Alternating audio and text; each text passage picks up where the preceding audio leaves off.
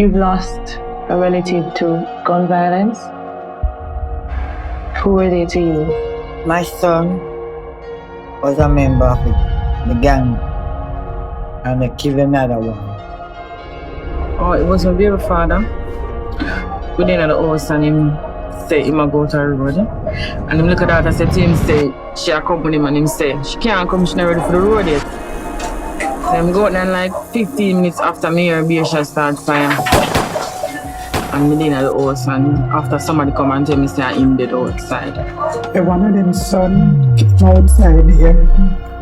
When him died, son was 1. And my son died when his son was 16, 17. There was, I saw this person right at the veranda, and she was outside. But there's a little gate, so she go up to the gate and she said to him, "What you want her for?" But it's like she was calling, he was asking for somebody. And as I go to say to her, I said, "Who him asking for?" He said, "Jesus Christ." No, she run off. She run off, we see with the gun. And he run straight into the house behind her. But wait till 4 shot around me, and the 4 shot run off. She get 9 shots.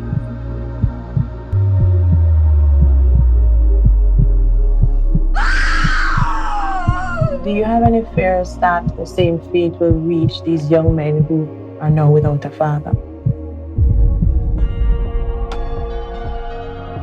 Do you think the Mothers Against Gun Violence project will help you to steer them in the right direction?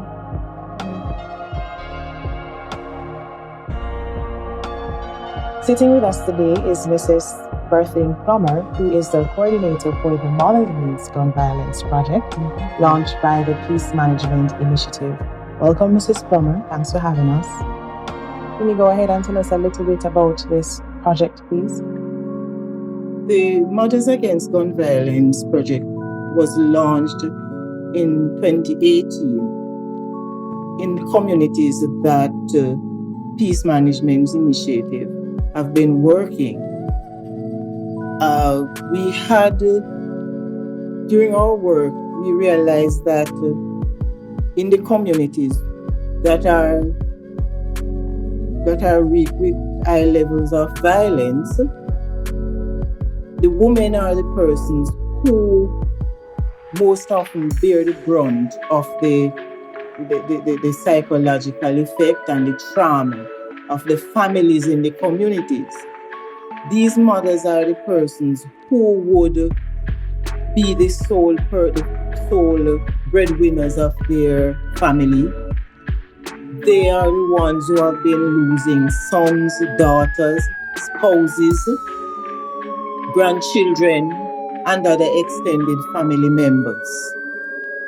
They often receive no support at all with all that they are going through, but they still have to be able to maintain that family.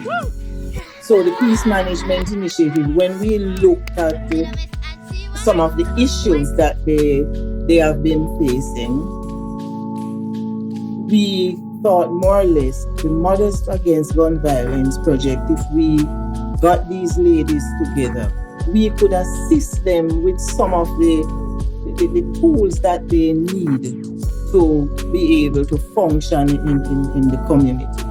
Not in a life, our guys, it's just everything alright now, feel better because we go there and then talk to and then tell about gun violence, about mothers and kids. After we go there, I not realize a good thing happened to me. For me, lost my son-in-law and my brother-in-law in a gun violence. No, I lost 2 sons and a grandson.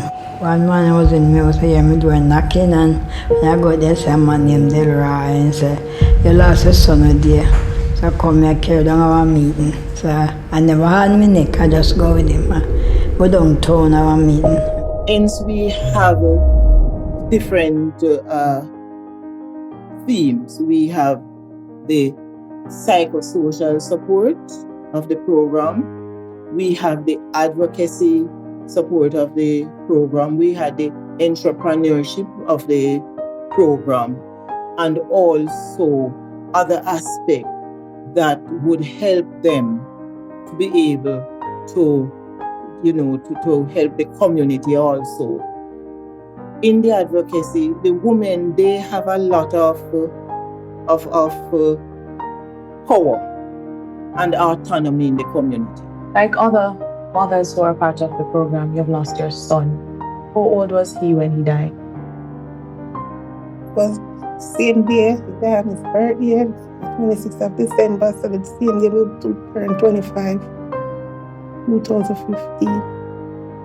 And how has being a part of a program with persons who have experienced a similar fate helped you? How has it helped? At first, it was rough. Everybody telling them story and what happened. But as the program grew and we grew, we just learn how to cooperate and maybe help other mothers, but just coming in the program. Like what? A lot of things like what? We come here and make flowers. We do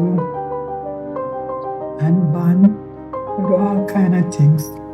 Well, I start to come encouragement and I'm getting kind of take off with the stress off my brain, you know? The program helped in terms of counseling. We get counseling, and comfort, because you have each other, the ladies, when we get together and talk about stuff, it helps to get over stuff, or maybe not get over, but to cope with it, Right. The project started in 2018, and by 2019, there were at least 25 mothers who were a part of the program.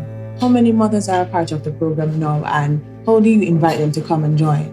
When the project started in Kingston, we were thinking in the first instance to have 25 ladies.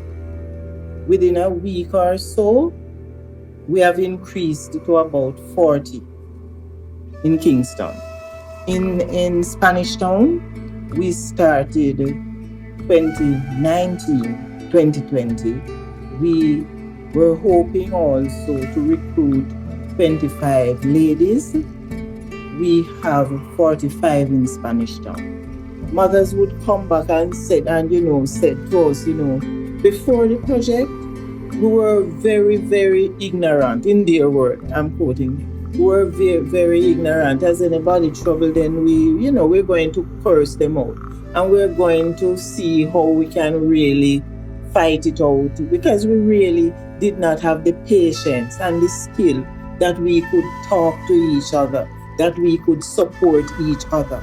Before the program also, some of the ladies who are now coming together and are communicating, they weren't doing that before the project because they could not cross communities and see how they can use the skills that they acquire from this project to help the community.